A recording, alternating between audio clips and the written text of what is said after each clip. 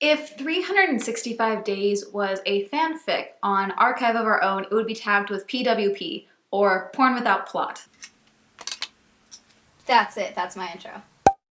Hi, I'm Amanda and you're watching Swell Entertainment. I first heard about 365 Days being available on Netflix from Twitter when it was trending. Going through the hashtag, it was a lot of people talking about how sexy the movie was, how Massimo was better than Christian from 50 Shades of Grey, and how there was no way that these sex scenes were fake. Personally, I thought it was very clear that these sex scenes weren't real, but maybe that's just because I'm aware of how sex scenes are filmed, and I have a whole video planned out about sex in movies and all that, but I'm trying to secure a sponsor for that because there is no way that video is going to be monetized. There's a very real chance that this video will also not be monetized, so thank you to my patrons. Thank you for supporting me on my Patreon. 365 Days is actually based on a Polish novel, and the film is in Polish, English, and Italian. So again, it was trending. People were freaking out about how hot it was. Was it a great movie? No, but it's hot and so is Massimo, so I want to be Laura. I watched the movie, and then 2 days later it trended again because why is this plot so bad? Why are they romanticizing kidnapping? And why are they romanticizing Stockholm Syndrome? What the fuck was that ending? Based on the tweets that I saw originally for this film, 365 Days sounded like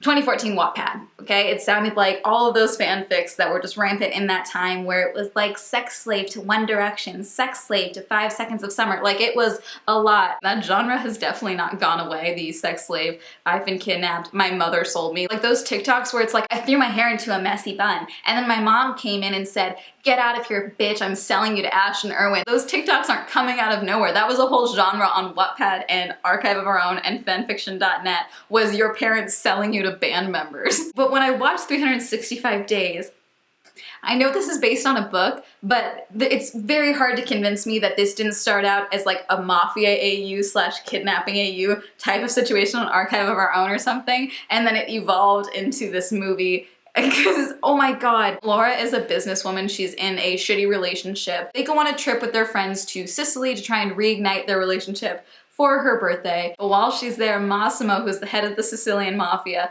bumps into her like once and then a second time and kidnaps her the second time. When she comes to, he tells her, when my father died, I saw your face and I've had portraits made of you and I've been looking for you for the last 7 years, I think is what it is. And so when I saw you at the airport, I knew I had to have you. You have 365 days to fall in love with me. On your birthday, you can leave if you don't love me. Like, you could replace Massimo with Louis Tomlinson, and I would be convinced that this was written by a 14-year-old. The entire rest of the movie just kind of goes through literally a fanfic trope progression. Laura does not fight back nearly enough, in my opinion.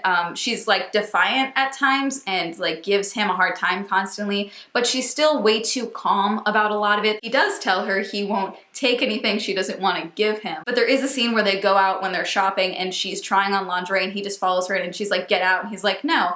And then she's like, you'll never see it again, and he kind of just implies that, like, I will see it whenever I want. They've been playing dress up all day, but it seems to sink in with her again that, oh, he could assault me if he wanted to. So she runs out and finds some police officers and she's like, I've been kidnapped, can you help me? Please help me. But then the officers see Massimo and it's just like, okay, ma'am, have a good day. Because again, he's the mafia and they're in everyone's pockets. And that's kind of really it. She doesn't try to leave after that. She just kind of is like, okay, I'm here.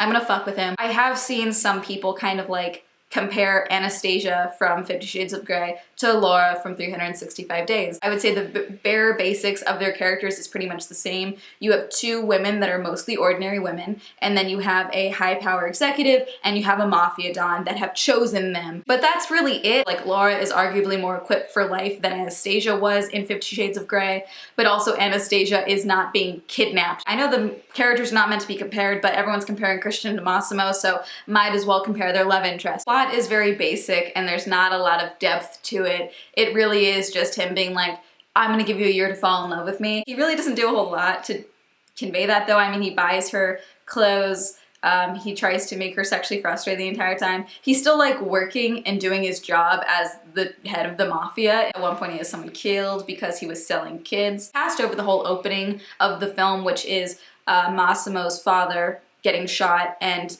it also shooting Massimo. and how I guess he saw Laura on the beach, but his father dies and he thinks he's dying, but he sees Laura's face in his mind and he's become obsessed with her. She is being kept in his home in Sicily and he's just kind of setting up extravagant meals for her. Finally, he like sits down with her and they have a meal, like trying to get more details about what he does, and he's not doing it. There's one scene where she's sleeping in her room and Massimo is like watching her sleep, and then she wakes up the next morning and Massimo is just in bed with her, and she like doesn't lose her mind. She just is like, okay, brushes over the healed bullet wound in his side. She gets up and goes to the shower because these showers are like communal style showers all connected to her room. And then Massimo hears the water and wakes up and just kind of sits up and looks at her for a minute because ass. Plot is a mess and the premise is fucked, but some of the scenes I can acknowledge are pretty hot. Everyone talked about the boat scene on Twitter, but I'm telling you, I think the shower scene was a little hotter. She's just kind of looking at him and not saying anything, and he's just getting frustrated, like talking and having a conversation with her, but she's not saying anything and she's staring at him, staring at his dick. It's kind of funny because he walks over to her and he's like, do you want to touch it or are you just gonna look at it? Like, what do you, like, he's like, doesn't know what to do. She still doesn't say anything, the shower is still running, but she just kind of like teases him a little bit. She's just screwing with him, and then she's like, and then goes to turn away and he grabs her by the back of the neck and then like kisses her,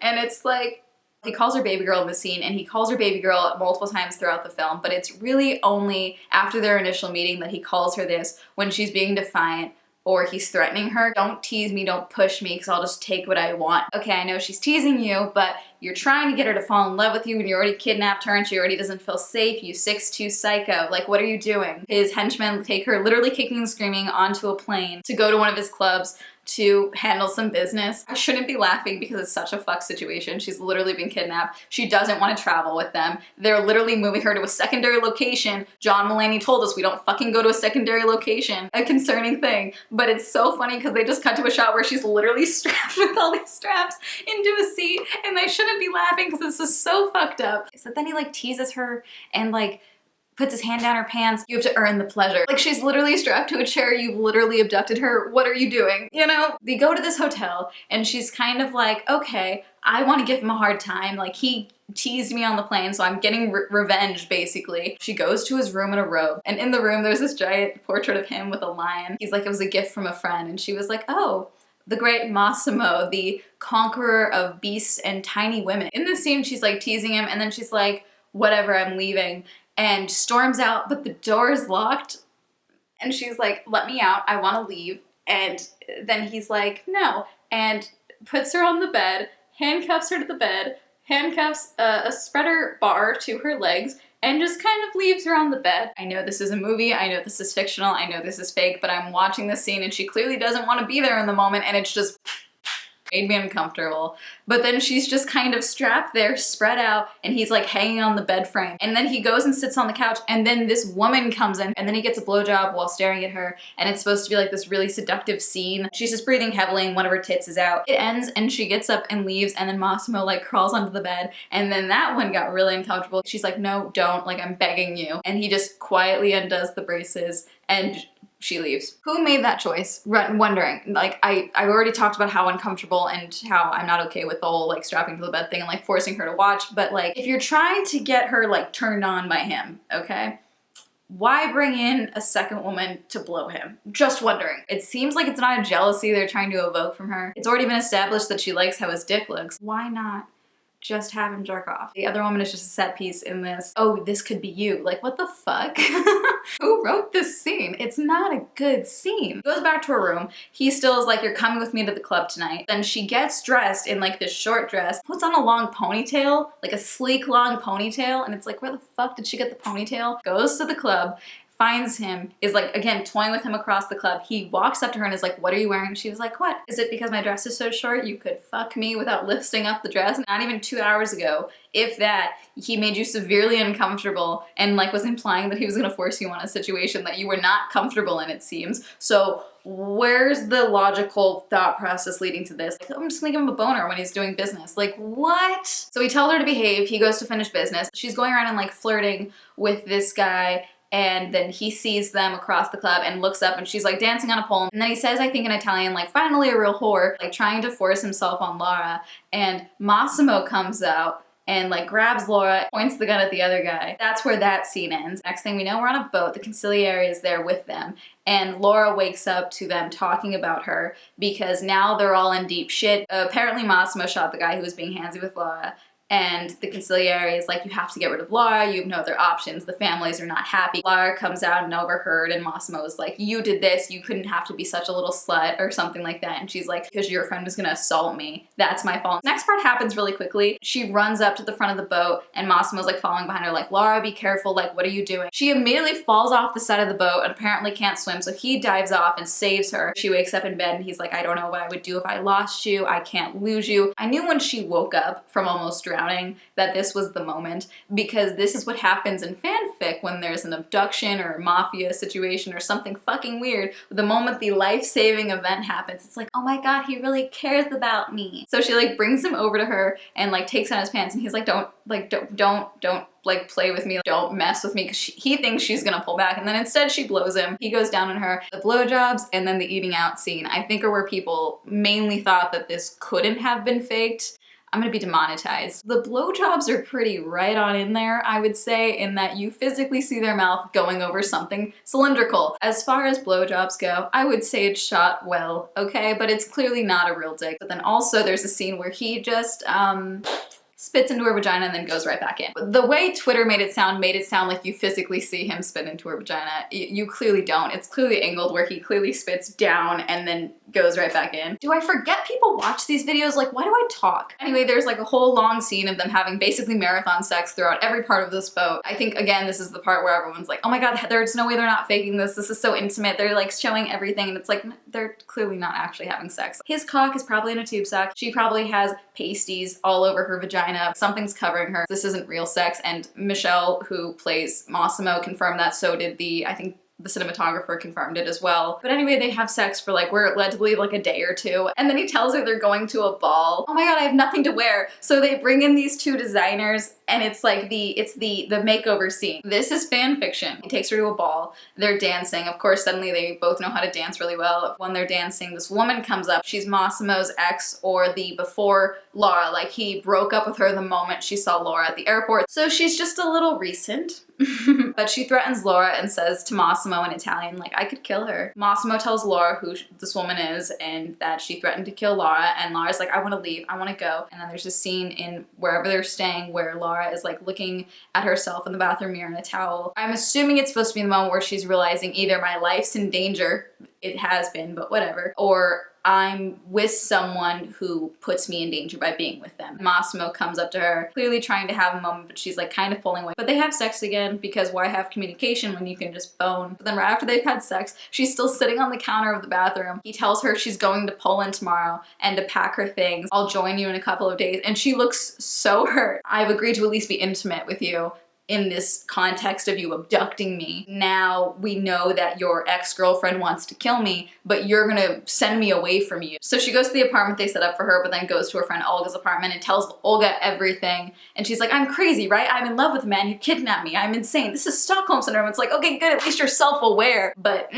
So Olga's like, okay, well, this is fine because you're here now. You and I are together again. Let's go to a spa. Let's go get you taken care of. And then we'll go out, like we'll have a girls' night, and you can forget all about Massimo. They go to a club, but they show Laura in this wig. I'm assuming it's meant to be like her breaking away from the vision that Massimo had of her. Like, she's changing her appearance. Like, she's no longer that image in his mind now. She's her new person. So they put her in like this really short platinum blonde wig, and the color wouldn't be a problem if it wasn't so short, because there's multiple times where you can see like her dark hair tucked underneath the wig, and it's like, who made that call? Her ex-boyfriend is there, and then he tries to follow her home, but she goes back to the apartment that she's staying in that Massimo got for her, and then Massimo is there. She's like pissed off at Massimo, like, you know how scared I was? Where have you been? And he's like, you're right, you look beautiful, whatever. Apparently he got the shit kicked out of him because he has bruises all over. While she's on top of him and they're making out, she pulls back and she's like kind of teary-eyed. She says, I don't need 365 days because I love you. He's like, okay, say it again, I love you, whatever. And then they have marathon sex. Okay. The dick can't be that good, okay? It can't be. It physically can't be. I don't care what you showed us in the movie. It can't be that good at this point, okay? No. She wakes up the next morning and Massimo's just kind of looking at her and he's like, will you marry me? And he already put the ring on her finger. You can't convince me that a 14-year-old did not write this about Callum Hood. Like, I don't, this is very, wow. There's a scene where they go to a wedding in Poland and Laura's parents are there and Laura tells Massimo, like, don't tell them what you do. I mean, I would assume that not telling your parents that your fiance is the head of the Sicilian mafia would be an unspoken agreement. Like, I don't think we would need to talk about that, but that's just me. That they're back in Sicily and the consigliere makes it kind of clear that he's not a fan of Laura. Laura's like, you don't like me. They're talking about the wedding. Massimo doesn't want to invite anyone from Laura's family to the wedding. It's played off of like, oh, this is what Laura wants. Like, you said you didn't want your parents to know what I do. But she wants to bring her friend Olga and he agrees. Olga comes to Sicily, her and Laura talk, and Laura tells her that they're getting married. Olga's like, you're insane, you've known him for 2 months, and that's how I knew that the entire contents of this movie happened in 2 months. Not that 5 or 9 months would make this any better, but like 2 months. And that's also how we find out that Laura's pregnant and she hasn't told Massimo. There's this whole moment where they talk about leaving. They go to try on wedding dresses to keep up appearances for the third in command that's there. Laura comes out in the wedding dress and then Olga's like, oh my god, you look beautiful. And she's like, I want to keep the baby and I want to be with him. I want to marry Massimo. They leave there. Laura's on the phone with Massimo and the consigliere gets a phone call saying, they're gonna kill Laura. The consigliere is like, drive faster, go. He runs to Massimo. Massimo is on the phone with Laura. Laura says that at dinner she wants to talk to Massimo. The consigliere runs in and as he runs up, Massimo suddenly loses signal from Laura because they've gone into a tunnel. He sees the consigliere, doesn't say anything. Massimo falls to his knees. And then we see a shot of the tunnel from far away and there's just a police car blocking off the tunnel. And that's the end of the movie. We don't know for certain because they went into the tunnel, but the implication is that Laura is now dead. I know I've spent a lot of time talking about the plot, but the plot is so very basic. There's nothing that's ever really explained. Like, who killed his father, who shot Massimo is never revealed. In the first couple of scenes, Laura is given a heart condition, like she has a weak heart or something and it affects her a little bit at the beginning, but not much later on, and it's never mentioned when she like almost drowns. I assume that the surprise twist ending is supposed to be that like maybe Olga was shot and then like the bullet missed her or something and so like she's okay but she had like a heart attack or something and that's why the cops are there or something. Like, I don't know. 365 Days is the first book of a trilogy. The movie's just not great. This is basically a mafia kidnap AU. I haven't read the book. I believe it's in Polish. If someone can find a translated version in English for me, because I'm a degenerate who only speaks one language and then like a little bit of Latin and a little bit of Spanish, I will absolutely read the book and get back to you, because what it feels like watching the movie is that they took all of the dialogue that was available and all of the major elements of the story and then put it into a film. I'm assuming there's more depth to the story, but obviously not everything in a novel can be put into a movie, but it feels like a lot of things were cut out and so they were like, okay, what can we get the most graphic cinematic sex out of? I will say this, I like the soundtrack. They put a lot of songs in this film. None of them really have to do much with what's happening in the movie, but I liked the songs on their own. Like, I See Red is a great song, very fun. And also Michelle, who plays Massimo, sang at least, I think, 2 songs on the soundtrack. Very talented. But this is basically a self-insert fanfiction. You're supposed to, watching this movie, you're supposed to want to be Laura. Massimo is a creep, but you're supposed to want him to want you. This is fanfiction. That's what this is. I do need to stop saying actual celebrities' names when I'm comparing this to fanfiction, because I do think that there are a lot of issues with the morality of having real life people in your fan fictions, especially now after having After being made, which was based on a fan fiction about Harry Styles where he's not the best of dudes. I truly don't think it's right, so I'm gonna stop saying random band members' names and stuff. But you have like the start of your fan fiction where it's like, oh, I'm just an ordinary girl, I'm in a loveless relationship. There's no passion in a relationship. Go on a trip and then you're kidnapped on this trip, but this kidnapper is like a heart of gold because he won't take anything from you that you don't want to give him, because that's better. And then you have your self-insert character, or YN, your name, seemingly trying to figure out what they can get away with because they want to leave, but they also want to piss him off because sexy. And then you have the instance where the love interest saves your name from the person who's slightly worse than your love interest. And then your name and your love interest have a fight because either your name, I don't need to be taken care of Or how is this my fault? Of course, there's an actual near-death experience that love interest saves you from, and then you realize they have a heart of gold, and now they're together and having crazy monkey sex. And then, of course, there's an engagement or something involved because he's terrible, but you can tame him. And again, because this is basically Wattpad fan fiction, you have to have an ending like the ending of 365 Days that allows for an author's note that starts out with, "I know you hate me." My point is that Massimo is very hot, but I'm fairly certain no one actually wants to be kidnapped by someone in the Italian mafia. This is just all calling back to 2014 Wattpad and that feeling of nostalgia and trying to have band dudes be your sex owner. I don't know. This is just calling back to the romanticizing of toxicity on Wattpad in 2014. It's nostalgia, but worse because now everyone's hornier. Anyway, the movie's not good, but if there's a sequel, I'll watch it. But that's where I'm gonna end this. Did you watch 365 Days? Did you read the book? Do you speak Polish or Italian? Because for some reason this movie actually made me want to learn both. I'm actually Polish. I probably should learn how to speak Polish. If you're able to find the novel 365 Days in English, I will read it. Let me know. Comment down below. And that's gonna be it. Thank you for watching. Shout out to my patrons. Thank you so much for supporting my Patreon because this video is gonna be demonetized. If you'd also like to support my Patreon, the link will be listed down below. If you'd like to follow me on all my social media, that'll be all up here. And that's gonna be it. Have a lovely day. Goodbye.